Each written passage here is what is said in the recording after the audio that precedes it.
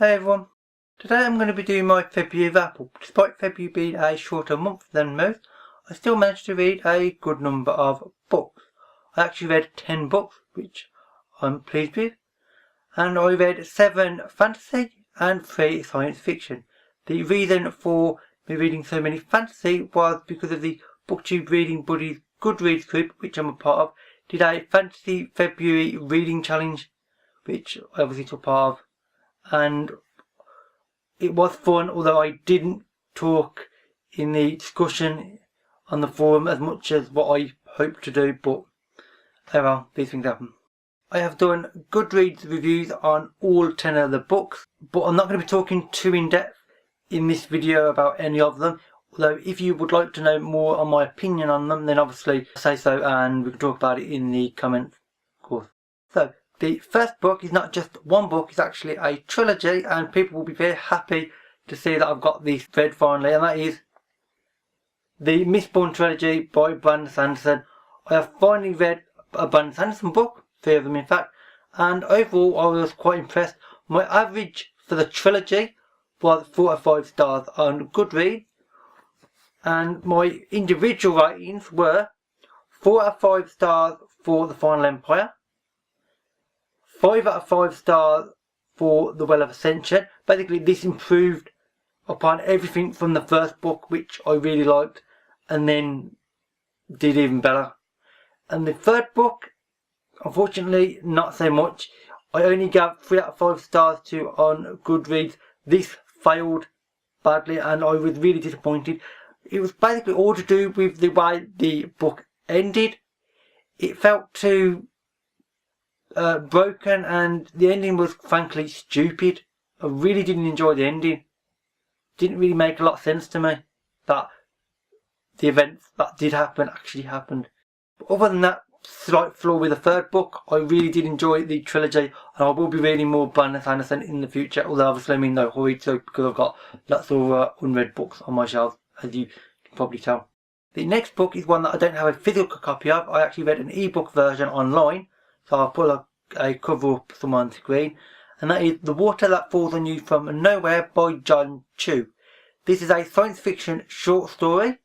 The science fiction element, and indeed it's the only science fiction element in this very short story, is that when you lie, you get rained on from a mysterious magical cloud that is never explained. This is an interesting idea, but it's only used about twice in this story, and it's about one guy coming out as gay to his family, and there really wasn't a lot to it. It was well written, however, so I did give it 3 out of 5 stars on Goodreads, but to be honest, it was so simple that I couldn't really give it any more than that. The 5th book that I read this month was Assassin's Apprentice by Robin Hobb. This is book 1 of the Farseer trilogy, which I do happen to own. I've actually read the entire trilogy about 6 or 7 years ago, and indeed this was a reread. I wanted to see, was my opinion now the same as it was then, and it is. Frankly, I do not like this book. Now, the writing is really good, the characters are good, the world is good, even the plotline is good. My problem with it, and this is more of a personal problem for me, is that this is a very negative, dark book. No character ends up doing well at the end of this book, and indeed at the end of each book and the overall trilogy. They all end up physically or mentally damaged badly, and it's got a very dark, negative feel, and I'm a very optimistic, upbeat person, so this book does not work well for me. Hence why I only gave it 2 out of 5 stars, which for me that's pretty disastrous. The 6th book I read was Pawn of Prophecy by David Eddings. This is book 1 of 5 in the Belgariad series. This is a classic fantasy adventure, a young boy coming of age tale. It comes into magical powers as well, and this did indeed feel like part 1 in a larger tale, because things had only barely got started in this book. I really did enjoy it though. I gave it 4 out of 5 stars on Goodreads, and I will definitely be reading the other 4 parts in the following month, so expect to see very similar covered books, and then I'll do an overall review at the end, I think. The next book is the science fiction book part of my SSF reading project I'm doing, and that is Neuromancer by William Gibson. Now this is well known to be a really peculiar book, and indeed it is. There are parts of this book I'm still not 100% sure how they are meant to work and what they mean, and I suspect that this will do much better on a reread. I gave it 4 out of 5 stars on Goodreads, and overall I would really recommend this because it's well worth reading. Also, this book is considered the original and the sort of founding book of the cyberpunk subgenre, and indeed Gibson is considered the father of cyberpunk itself, so I'm very happy to have read this.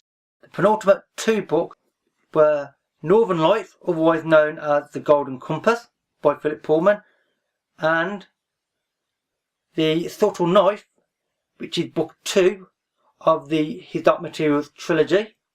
I was going to read book 3, which I also happen to own as well, but frankly it got a bit too dark and I don't want to have to handle more dark, sort of slightly negative books at the moment.